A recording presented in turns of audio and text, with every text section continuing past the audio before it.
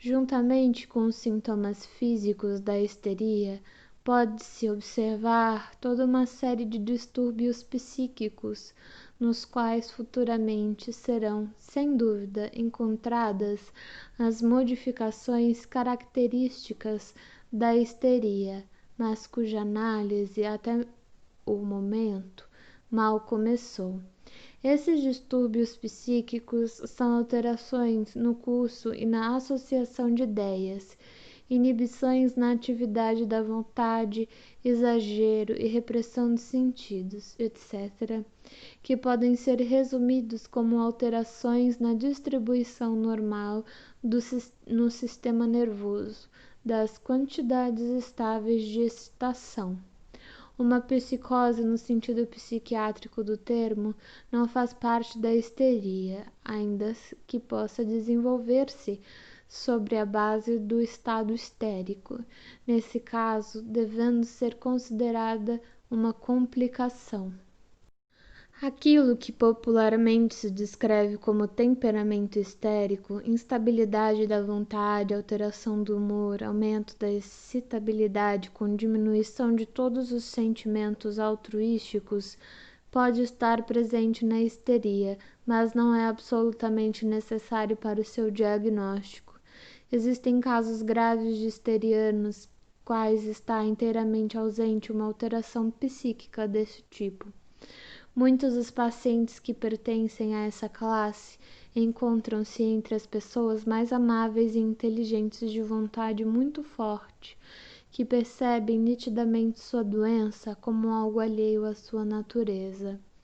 Os sintomas psíquicos têm sua significação dentro do quadro total da histeria, mas não são mais constantes do que os diferentes sintomas físicos, os estigmas. Por outro lado, as modificações psíquicas que devem ser assinaladas como o fundamento do estado histérico ocorrem inteiramente na esfera da atividade cerebral inconsciente automática.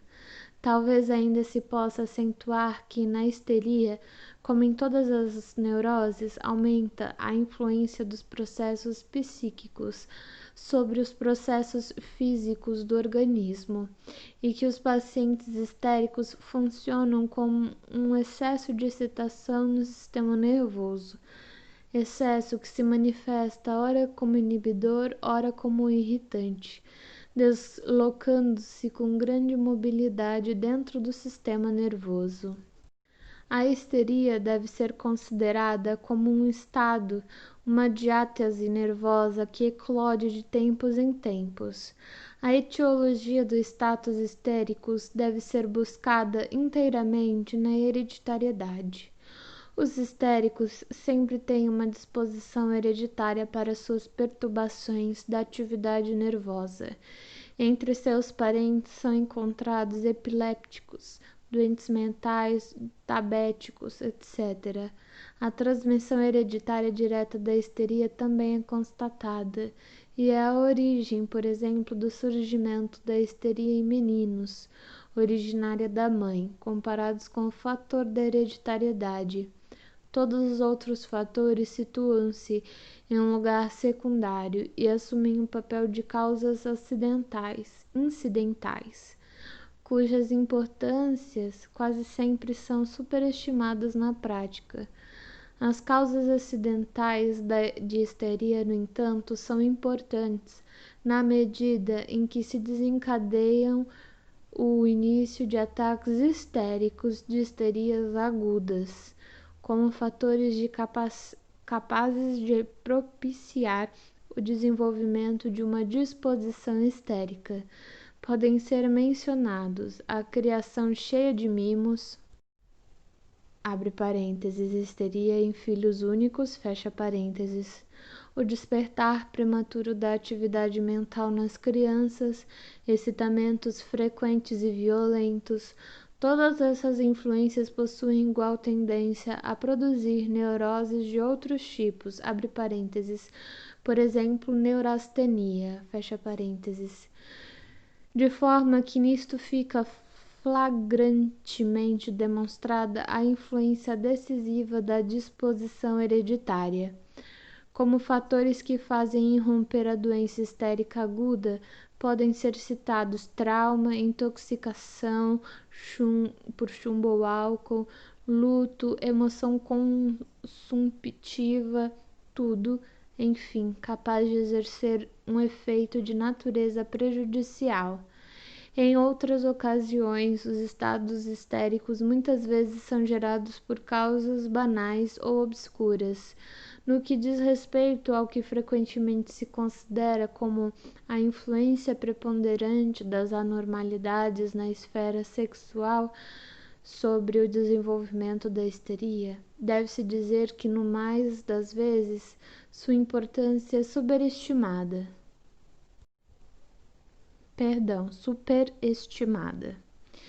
Em primeiro lugar, a histeria é encontrada em meninas e meninos sexualmente imaturos, do mesmo modo como a neurose também ocorre com todas as suas características no sexo masculino, embora muito mais raramente.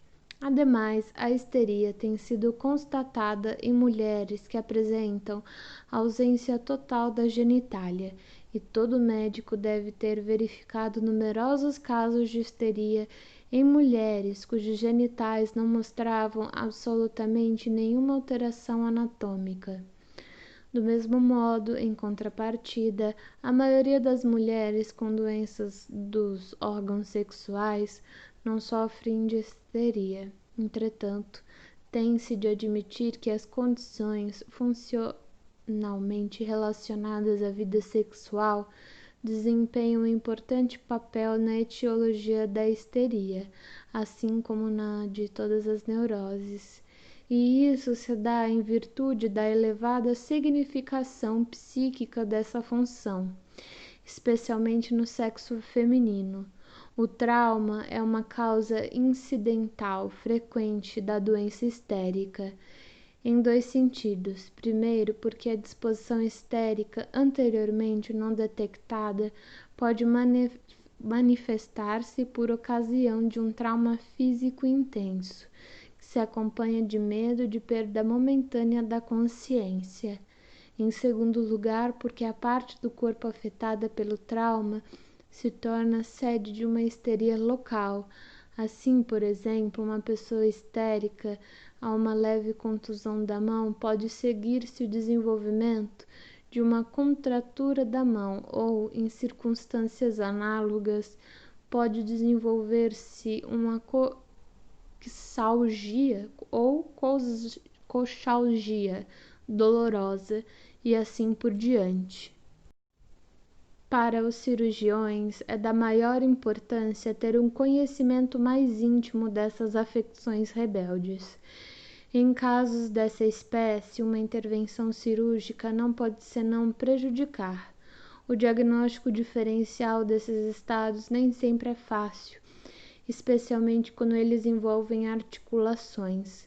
Os estados mórbidos causados por trauma geral grave, acidentes ferroviários, etc., conhecidos como highway spine ou highway brain, são considerados histeria por Charcot, com o que concordam os autores americanos, com inquestionável autoridade nesse assunto. Esses estados frequentemente possuem a mais sombria e grave aparência. Apresentam-se combinados com depressão e humor melancólico e mostram, seja de qual maneira for, em numerosos casos, uma combinação de sintomas histéricos com sintomas neurastênicos e orgânicos. Charcot provou que também a encefalopatia consequente ao saturnismo está relacionada com a histeria e, ademais, que a anestesia comum nos alcoólatras não é uma doença à parte, mas sim um sintoma da histeria. Contudo, opõe-se à ideia de estabelecer diferentes subespécies de histeria, traumática, alcoólica, saturnina, etc. Ele insiste que a histeria é sempre a mesma e que simplesmente é provocada por uma série de diferentes causas incidentais. Também na sífilis de instalação recente tem-se observado o surgimento de sintomas histéricos. Quarto tópico: a evolução da histeria, ou capítulo 4. A histeria, mais do que uma doença circunscrita, representa uma anomalia constitucional. Em geral, seus primeiros sinais provavelmente aparecem na adolescência. Na verdade, as doenças histéricas, mesmo as de gravidade considerável, não são raridade em crianças entre 6 e 10 anos. Em meninos e meninas de intensa disposição histérica, o período anterior e posterior à puberdade enseja um primeiro surto da neurose. Na histeria infantil, são encontrados os mesmos sintomas das neuroses dos adultos. No entanto, os estigmas quase sempre são mais raros. Em primeiro plano estão as alterações psíquicas, os espasmos, os ataques e as contraturas. As crianças histéricas são, com bastante frequência, precoces e altamente dotadas em numerosos casos. A histeria é, por certo, simplesmente sintoma de profunda degeneração do sistema nervoso, que se manifesta em perversão moral permanente. Conforme se sabe, a juventude dos 15 anos em diante é o período no qual a neurose histérica, na maioria das vezes, se mostra ativa em pessoas do sexo feminino. Isso pode acontecer devido a uma sucessão ininterrupta de distúrbios relativamente leves, histeria crônica, entre parênteses, ou devido a diversos surtos graves, histeria aguda, entre parênteses, separados por intervalos livres que duram anos. Em geral, os primeiros anos de um casamento feliz interrompem a doença quando as relações conjugais se tornam mais frias e os nascimentos sucessivos acarretam um esvaecimento, reaparece a neurose. Nas mulheres com mais de 40 anos, a doença geralmente não apresenta fenômenos novos, mas os antigos sintomas podem persistir e até mesmo numa idade avançada, a doença pode intensificar-se diante de provações fortes. Os homens em idade juvenil parecem particularmente suscetíveis à histeria devido a trauma e intoxicação. A histeria masculina tem a aparência de uma doença grave. Os sintomas que produzem são quase sempre pertinazes a uma doença em homens, de vez que tem a importância maior de provocar uma interrupção do trabalho. Tem também maior importância prática. Também existe algo de característico a respeito do rumo que tomam os diferentes sintomas histéricos, como as contraturas, as paralisias. Em alguns casos, os sintomas isolados desaparecem espontaneamente, com grande rapidez, e dão lugar a outros igualmente transitórios. Em outros casos, todos os fenômenos são dominados por grande fixidez. As contraturas e paralisias muitas vezes podem durar anos e depois desaparecer inesperada e subitamente. De modo geral, não há limite para a curabilidade dos distúrbios histéricos. É característico de uma função acometida de distúrbios, depois de estar interrompida durante anos, ser, de repente, restaurada em sua totalidade.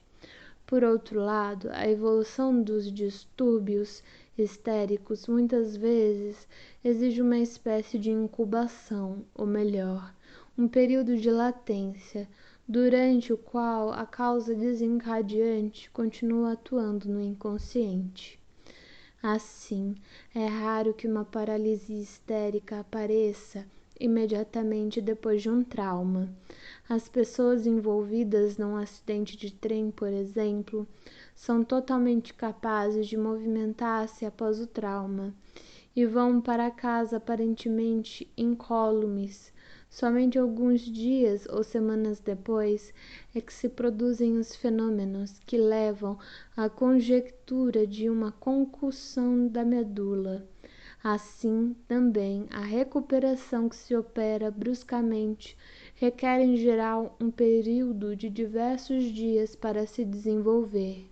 Em todo caso, pode-se afirmar que a histeria nunca constitui grave risco de vida, mesmo nas suas manifestações mais ameaçadoras. Além disso, nos próprios casos mais prolongados de histeria, preservam-se uma completa clareza intelectual e uma capacidade até para realizações não corriqueiras.